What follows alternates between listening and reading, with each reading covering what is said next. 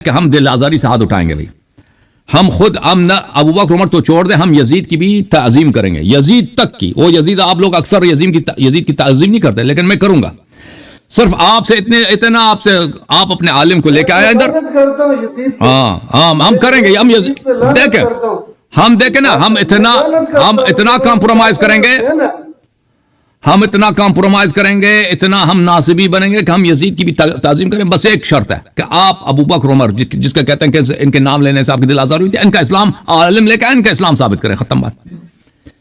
मैं नहीं कहता इनका ईमान साबित करो, इनके फजाइल साबित। मेरे 3 मिनट है ना, मेरे 3 मिनट है भाई, मेरे 3 मिनट है ना, मेरे 3 मिनट है। इनका आप लोग इस्लाम साबित करें। अभी मैं कितने सालों से मुंतजर हूं, अल्लाह जानता है कितने सालों से। अरबी जबान में मैंने चैलेंज दिया, फारसी जबान में, इंग्लिश जबान में, अब उर्दू जबान में कई सालों से चैलेंज दे रहे हैं। आपके वो पीर इरफान शाह मशहदी साहब हैं, वो बड़े मुनाजिर हैं, नाम लेके 6-7 साल से मैंने आपके बड़े बड़ों को मैंने कहा कि आ जाए मेरे से, जो शर्त है वो भी मंजूर है, मुनाजरे की जो भी शर्त है आपके अभी से मंजूर है।